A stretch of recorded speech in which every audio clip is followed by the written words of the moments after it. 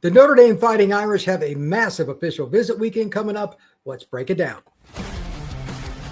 Locked On presents The Portal, the daily podcast covering college football recruiting and everything NIL.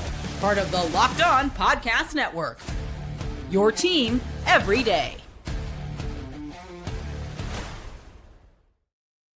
Welcome back into the Portal Podcast, where you get your daily recruiting, NIL, and transfer portal scoop.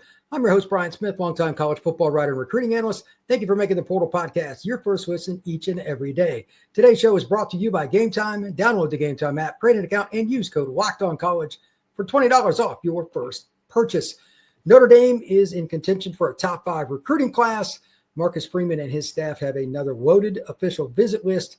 10 commitments, 9 players coming in uncommitted. Some national recruits like Joey O'Brien, Khary Adams, and many others. To help me break down what's going on with that group, some of the other players that have already committed to the Irish, possibly could commit, who the battles are, I've got Bryan Driskell coming over from Irish Breakdown. Mr. Driskell, how you doing, sir? I'm great, Brian. How are you, man? Doing well, doing well. All right, let's just kind of jump in. Notre Dame, I think by pretty much any measurement, has a top 5 class right now. They're better than any point that you and I could remember in a long time. Balanced class. Everything's going well. 19 kids, at least to our knowledge. This could change before this gets published. I know how recruiting works, but that's a big official visit list, but half of it is committed. Do you think Notre Dame was really trying to get the commitments with some of these guys, or did it just kind of work out that way? What do you think? No, I mean, it was part of it. And obviously, there were some guys that were going to be here that were kind of part of it that now they're not going to be here. So, you got certain guys on campus. But, it's not a coincidence that all 4 Notre Dame offensive line commits are visiting the same weekend as the one offensive tackle that they're really pushing the hardest for at this point in time and feel they have the best shot with, which is Grayson McKeough, which I know we'll talk about. It's not a coincidence that the weekend that they have Kaydon Finley and Devin Fitzgerald and Brayden Robinson on campus. They also have Noah Grubbs and Javian Osborne and Jonas Walton on campus and all this offensive line commits because, they're at the point now, Brian, at 16. I think 23 to 25 is the ideal number for Notre Dame in this class. So they're they're close to 2/3 being done. It's really about relationships now. All these schools have made all their pitches. It's about, establishing, hey, we've got the best relationship. We've got the best plan for you. And part of that is the class. I mean, you and I have been doing this a long time, Brian, and we've been talking a long time. Talented big-time players want to play with other big-time players. And because Notre Dame does have a top 5 class, the more of those big-time players you have on campus with these other players, the better it's going to be for you. And that's a big reason why. So, and it's also why Notre Dame made their official visit weekends only 2 weekends. There's only 2 weekends of real official visits for Notre Dame. They'll have a couple kids in between these next 2 weekends, but they weren't doing officials in May. They weren't doing them in April. They weren't even doing them the first weekend of June like everybody else was. They're already ahead of the game. They're getting 27 to 28 kids on campus last weekend for Irish Invasion. So they're just so far ahead of where they've been in the past, Brian, and they're so much closer to finishing that it's, hey, look, we're gonna throw everything we've got at these uncommitted players and try to get this thing going and finish this class off on a very high note. Well, I'm going to go ahead and share my screen. This is from your board, actually. Boards at irishbreakdown.com, by the way, if I remember correctly, is the address on that. Yes, sir. That's right. So the commitments: Noah Grubb, quarterback. Noah Grubb's been committed for a very long time. You got Jonas Walton, Javian Osborne, the running backs, Gregory Patrick, Tyler Morrell, Ben Nichols, Sullivan, Garvin. Those are the offensive linemen. The 2 stud defensive ends. Actually, one's going to visit next weekend. You got Rodney Dunham out of North Carolina, and you got Tiki Hola out of Texas, defensive tackle. Then you got Thomas Davis Jr. We'll talk about him momentarily because he visited Georgia recently. And then the unofficial list for the kids that are coming in that aren't committed. Again, this could always change. Kaydon Finley, he's out of Aledo in Dallas. You got Brayden Robinson, Red Oak, Dallas area. Devin Fitzgerald, yes, he's the son of a very famous wide receiver out of the Phoenix area. You got Preston Fryzel, the kid out of Ohio. You got Evan Jacobson, the tight end out of Iowa. Grayson McKeough, offensive tackle out of the Philadelphia area. Nick Reddish from the Charlotte area. Joey O'Brien, the all-around athlete from Philly. And then Khary Adams out of Baltimore. First up, let's just knock out the Thomas Davis situation. Is he committed to Notre Dame? Is he still looking at Georgia? What is your thought? What have you heard about him? Because he did visit the Dogs. We've been told that he's still locked in with Notre Dame. That's what our sources are telling us. But, Brian, anytime a kid takes a visit to another school, it's always a concern. And especially in this case, it's the school that his dad was a star. My understanding is the family's not pushing him anywhere. Notre Dame's being told the things that you'd expect to be told. Look, this is my dad's alma mater. I just wanted to pay respect, that kind of thing. So he said all the right things. My view on this is if Thomas is going to go to Georgia, I think it happens in the next couple weeks. And if Notre Dame comes out of the next couple weeks with him still in the class, then I'll feel good about it. And look, the pitch for Notre Dame is pretty easy. Like, I get that that's your dad's alma mater, but why did your dad's alma mater wait till May to offer you when we offered you a year ago? And they waited till after they missed on this kid and this kid and this kid and this kid, where you were a top guy for us. And as we showed in the Sugar Bowl, our linebackers are pretty flipping good too. And it also helps that, NFL draft is a big part of this too, Brian. And Notre Dame's linebackers are not getting picked as high as what Georgia's are.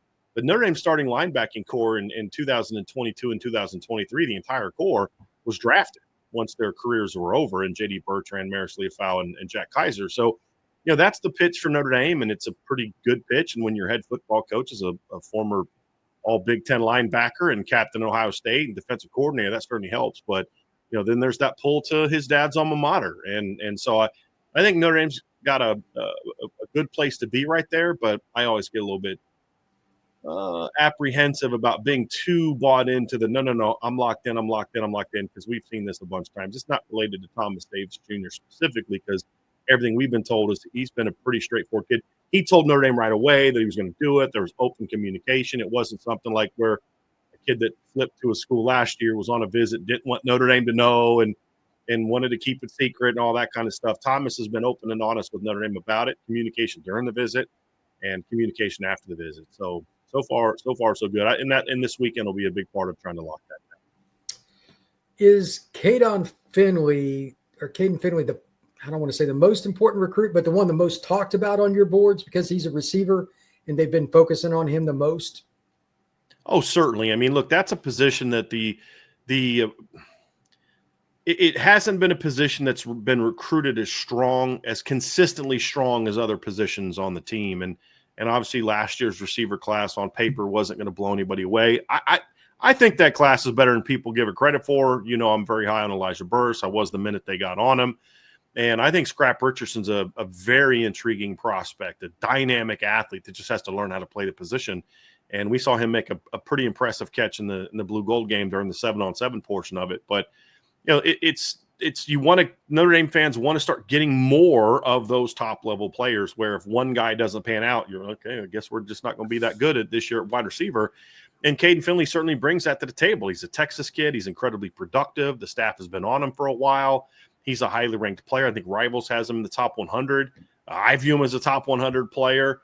And obviously the DNA is there. Notre Dame's done very well with children of former NFL players in recent years, and not just Notre Dame players. But if you're going to have a receiver class that you really view as closing the gap, it's hard to envision that happening without Kaydon Finley being in the class. And that's why the Notre Dame staff has invested so much time in him, and why Notre Dame fans are so anxious about what his decision is going to be. Is he's a must-get target. He's one, I would say, Brian, I think it's fair to say he's one of the 5 most important recruits in this class for Notre Dame to truly have the kind of elite class to say, I don't care where you rank us, I'll stack our class up against your class. That's what Notre Dame, they need to get him if they're going to be able to say that. Well, that's fair. When we come back, I want to talk to you a little bit about the ability for Notre Dame to close on some of these kids. They're in a battle with Penn State for like 3-4 guys. Like, it's pretty wild. There's some Texas, Penn State are going to come up a lot. That is next here on Locked on the Portal.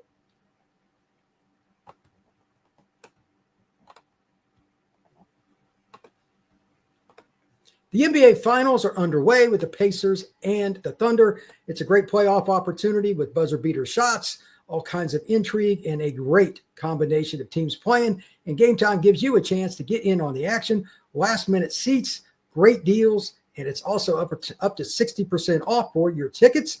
And you don't have to do the NBA Finals either. You could do something like go to a movie. You could go to a concert. You could go to all kinds of different things with Game Time.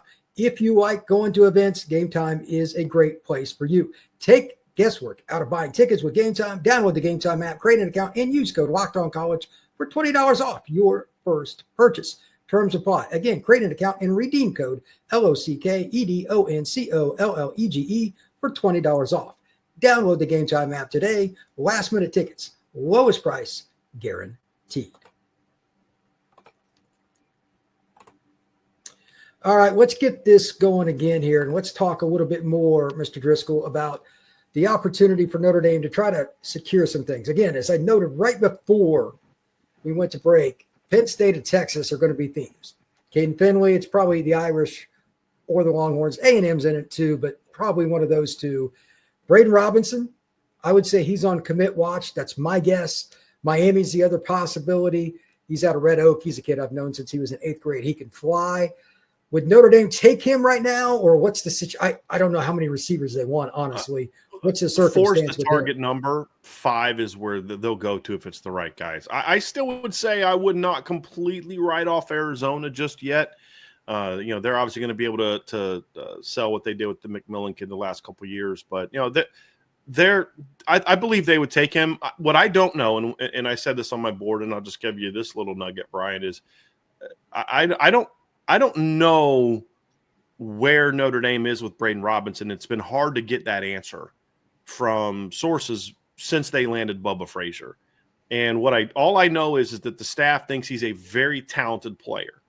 But getting anybody to kind of say, and I don't know why that is. It could be that maybe they like other guys better, and then the other part is they don't necessarily want to tip their hand before the visit, and I'm not quite sure what that is. But I do feel that if Notre Dame makes a hard push this weekend for him, that they could be hard to beat. I think Miami is still a player there. I know I've talked to a couple different sources that have told me that Miami's not feeling great about it, but there was also people at Michigan saying they didn't feel great about getting Alistair Viejo, and then all of a sudden he ends up in Michigan. So, and I think Arizona could be a player there as well. And they're still a month away from between his decision date. I think he's committing on July 20th, I believe, when he's announcing. So there's some time to work some things out. But I do know that Notre Dame thinks he's a very dynamic playmaker, and they certainly want to add more and more of that to their class. Well, he's speedy. He's one of the fastest kids I've ever seen live. Like, he can really, really pick him up and put him down. Devin Fitzgerald, boundary flanker. Where do you think he projects? Yeah. Okay. So Notre Dame's not been good at recruiting that spot. So no. Well, they've had to go to the portal now. What, three years in a row, and only 2 of them ended up showing up. If you remember, Kevin Smith, or what was his name? It was Caleb Smith. Kind of quit in the middle of spring practice the first year.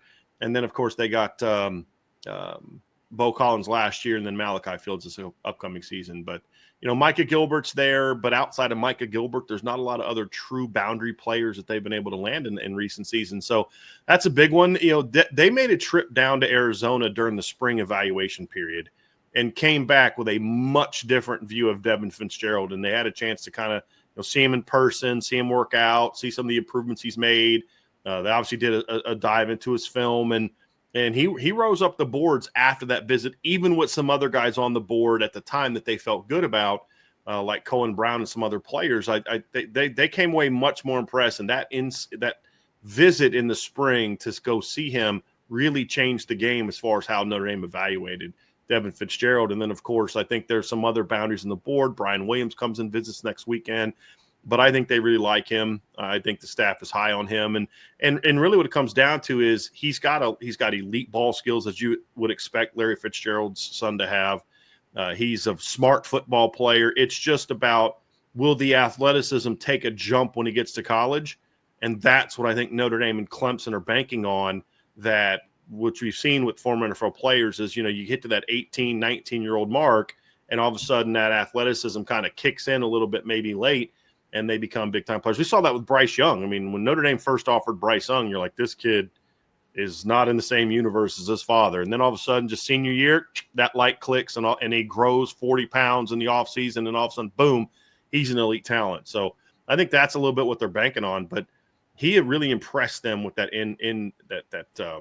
that spring visit. And so I think that they're gonna try to push hard for that one, and it's Notre Dame, Clemson, and Stanford are the 3 major players. So he does visit North Carolina next weekend, but I think it's going to come down to one of those three schools I mentioned. All right. Preston Fryzel. He's a flex tight end. Yeah. This is how many tight ends they taken? What kind do they want to take? Talk about the kid from Kansas. This is a convoluted circumstance with tight end in the Irish. Well, I think they want to take at least two, but if they can get three, I think that they'd be willing to get to three. That's going to be hard because it's going to be hard to convince three players at the position to join the class. But when you look at Notre Dame's current depth chart, it's pretty good on paper.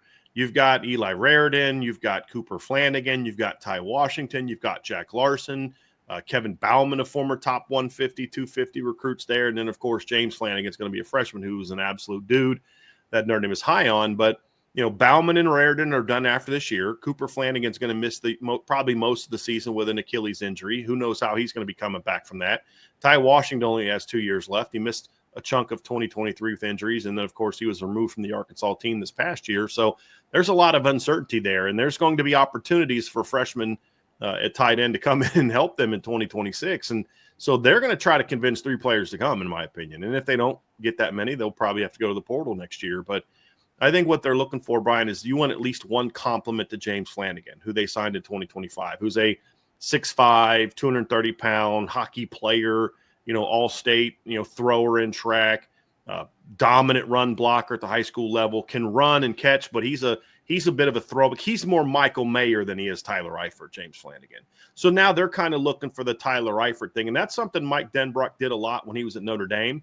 Is he would use two tight ends, but it was a lot of times it was two different tight ends. So you had Troy Nicholas and Tyler Eifert together, who were different players, and that's what they're trying to do is they want to complement somebody with James Flanagan, but then also try to complement someone with in this class if you're going to get more than two. So you've got three tight ends really on the board right now, and it's Fryzel, it's Ian Premer, and then it's, of course, Evan Jacobson, who visits this weekend. I think the staff would try to figure out a way to take all three based on where the current roster is, but you need to get at least two of them at this point in time. And it's been interesting to see how Notre Dame's actually had a pretty tough time landing a couple of their top targets at tight end in this class.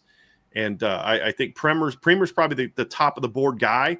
I don't know if they feel great about landing him right now. K-State and Iowa State are making a hard push. He's one of those kids that just there's a vibe about him just kind of staying in state, but the staff loves him, but they gotta have a plan in case he ends up going somewhere else. And I know they like Fryzel a lot. They offered him in May, and brings a lot of the Tyler Eifert vibes. Remember when Tyler Eifert committed to Notre Dame, he was about 6'4", 205.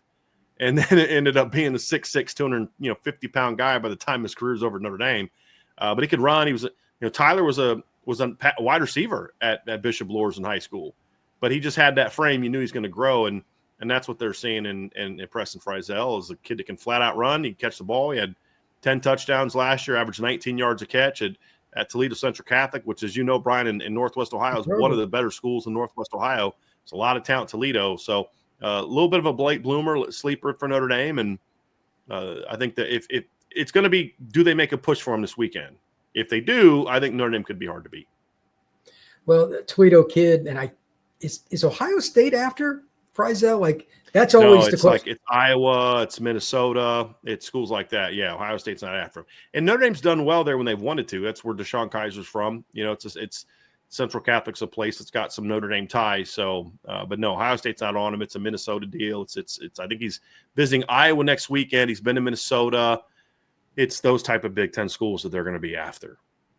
Yeah, Notre Dame should be easy enough to at least get him to think about Iowa. Tight end is obviously very good, just like Notre Dame. So that's they offered him in May. He visited like a week later, and then that was like June 4th. They offered him in late May. He visited, I think, about a week later. I think it was like June 2nd, June 4th, and then he's coming back again for official. So you always say, Brian, kids say things all the time. It's follow their feet, right? And that's the kids. He got offered less than a month ago, and he's about to make his second trip back to campus to tight end U. You know what I mean? And he's from where? Toledo Central Catholic. So there's just a lot of things pointing to Notre Dame potentially being able to get it done. But this weekend will tell us a lot. When we come back, I want to talk about the battles that Penn State and Notre Dame are going to have, trying to figure out who's going to commit next. That is here on the Portal Podcast.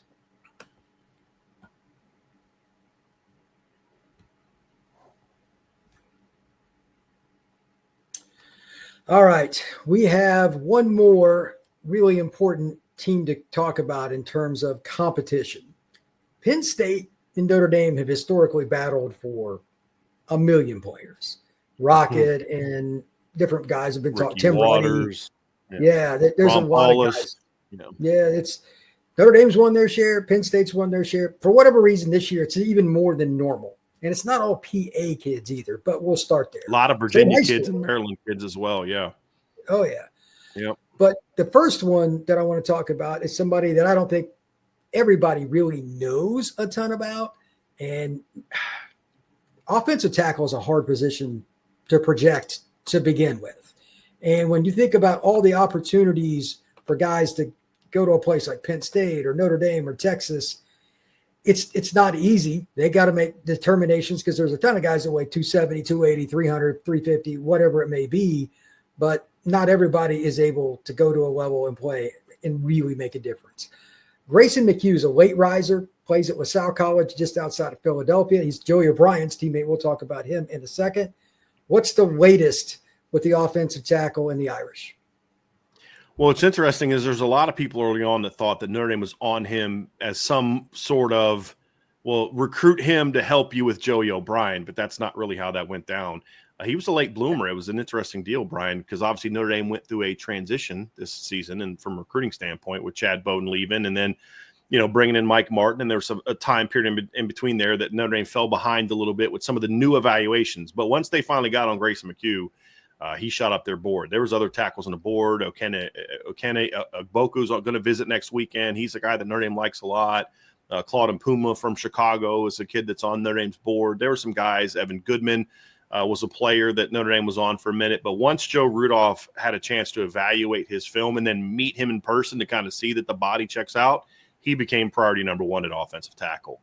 And it's hard to not see the Mike McGlinchey comparisons, and not just because they're from PA, but I mean, you remember what it was, Brian, when Notre Dame first got on Mike McGlinchey, he was like 6'7", 240. But you could see the athleticism, you could see the frame. That's about how big Joe Alt was when they first offered him. What's interesting, and the reason he was a little bit of a late development is he didn't start playing offensive line until his junior year. He was a defensive end and a tight end as a sophomore. He's a lot skinnier, about maybe 225 pounds. He's a pretty good defensive end, too, if you go back and watch the sophomore film. But he put on about 30, 40 pounds in between the sophomore and junior season, moved to offensive line, but the athleticism still was there.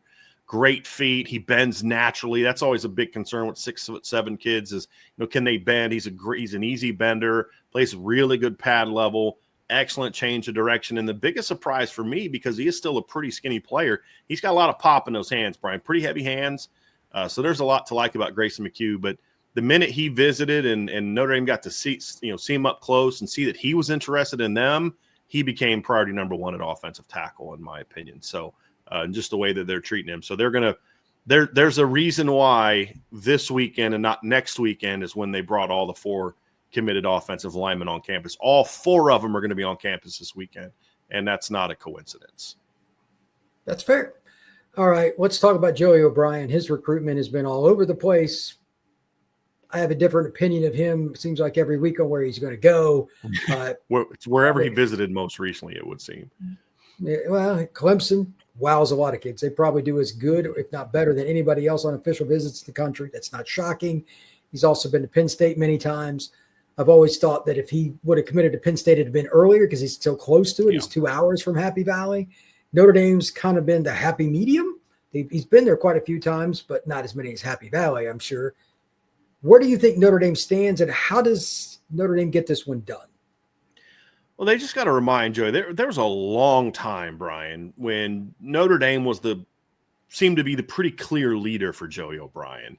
And I think in some ways that hurt them a little bit because they got on him so early that when he kind of blew up, especially this summer or this spring at some of the 7-on-7s, and all of a sudden Oregon starts heating up on him and Clemson starts heating up on him, it's kind of that new toy. I mean, we talk a lot about that with fans, but players are that way too with schools. Like, oh, wow, Clemson, who's a preseason top 5 team, and Oregon's the cool program. I mean, they're the hip program now with players, Brian. And understand me so, they're doing a great job and they're winning a lot of games, and it's a place where they put a lot of money into the gear for players and all that stuff that works. And And I think that's had a big impact on Joey, just sort of those new relationships. And they've been able to kind of throw all of it at him in a hurry and just kind of overload him with a lot of information. And as you said, they both do a great job recruiting, and they both do a great job with official visits. And they certainly did a great job of showing Joey the vision that they have for him and how he would fit into their system. And so Notre Dame's in a bit of a battle right now, Brian. And for a while there, I was like, this is a no-brainer. It's going to happen. I'm probably as least my confidence level in them getting him is probably as low as it's been in a while, but they've got this last shot. They've got this last attempt to kind of get him in there. And it's not that I don't think they're going to get him. And if he picked today, it wouldn't be Notre Dame. It's not so much that. It's just that I don't really know where he would pick today, where if you'd asked me a month ago, I'd be like, he's going to go Notre Dame. And now I don't know. Now I'm not sure what he's going to do. So this weekend's going to be huge. It's going to be very important for them to be able to remind him of why we were that school for you for so long, and getting him at the end. So what Penn State did is Penn State made a strategic decision to get him in right away. And from some of the different sources I've talked to, they put the full court press and tried to push him to commit. And I think that backfired a little bit, because now he's been to all these other schools. And I felt if he was going to pick Penn State, it would have been coming out of that visit. And there's a reason Penn State keeps taking commitments from cornerbacks since him and Khary Adams visited Penn State and didn't commit to Penn State. So, I don't know how strong Penn State's positioning is right now, but I don't ever want to bet against the in-state school, especially with Anthony Poindexter and James Franklin as the lead guys in that recruitment, who are both strong recruiters. And your new defensive coordinator just, coached his way to a national championship. So they got a lot of things going for him in this recruitment. But I feel right now it's Notre Dame and Clemson are probably the two teams that I think right now have the best shot to get him. But, Oregon's in there. Penn State's still going to be in there. But that's kind of how I feel today going into the visit. The wild card to me is Khary Adams. He's out of Baltimore. He's a kid that I think has all the upside in the world. If I had to guess, I think he's got as much, if not more talent than O'Brien. Just that's saying a lot. Different kinds of players, but they're both NFL talents in the secondary. Where does Notre Dame stand with him? Like, his recruitment's not talked about as much. I don't think he does a ton of interviews and whatnot. Mm-hmm. So where do you think Notre Dame is with him? They have this has been one of those tortoise and the hare type of deals, where Mike Mickens got on them early and knew that they were in his top 10. They were in the bottom third of that list, but he just kept plugging and building that relationship. And then, of course, you see what we saw on the field this year with the Notre Dame corners, and Benjamin Morrison goes in round 2, and Leonard Moore's the defensive player of the year as a freshman. And all of a sudden Mike Mickens is like, well, I have had 2 freshman All-Americans in the last 3 years, so I'm not afraid to play freshmen. And you look at what they do defensively and the things that would fit him as a player. And he just kept building that relationship. Next thing you know, Notre Dame's right there with everybody else. And so my big concern was obviously Penn State. Would he commit to Penn State? I knew that they were going to push him to commit. He didn't commit coming out of that. I know he loves Oregon. I don't know that they love the idea of going that far away, which is what I think ultimately is going to hurt Oregon with Khary and Joey O'Brien. That's a long way to go. And South Carolina's made a hard push with Khary Adams as well. LSU was up at the top of his list for a while. But at the end of the day, I think this still comes down to Notre Dame and Penn State. And going into this visit, I like where Notre Dame is at. There's a lot of work to be done, a lot of closing to be done. Joey's going to commit next weekend. I don't know where, but he's going to commit next weekend. Khary may not commit right away. And I know I think he's got one more visit left. I think he goes to Oregon next weekend. So there's a lot of work to still be done there. But, as of today, if you could take a snapshot of things, I think Notre Dame's in as good of a place as anybody else. It's just, it's a lot of work to be done to close. Last guys I'm going to ask you about, Dre Quinn and Elijah Golden. They're not going to visit this weekend. It's next. But Quinn's an elite D end. I've seen him live. He's a freaky guy. Elijah Golden, another kid I've seen for a couple of years. He was at IMG. Now he's at Cardinal Mooney, where Jared Clark, former tight end for the Irish, is now the head coach. What have you heard on those two? Well, Dre Quinn's a guy that Notre Dame absolutely loves. They've been on him for a while. He's a big-time player. It's just going to come down to, can you convince him that Notre Dame's a better fit for him than Clemson? I mean, that's really what it's going to come down to. I think Clemson's in a great spot. I do think that I think the family likes the idea of what Notre Dame can offer, but Clemson's right down the street. They've got they've done a pretty darn good job putting defensive linemen in the NFL. Playing for Dabo is not something that you're going to look at and be like, who wants to do that? I mean, that he's a guy that he does a great job recruiting state of Georgia. Clemson's done a phenomenal job recruiting Georgia under Dabo, and it's not just at quarterback either. But, it's really just about, hey, blaze a new trail and come be a part of something. And I think the thing that's working for Notre Dame is every team rotates defense edge players now. And the thing for them is like, look, you're going to come here and play with some dudes.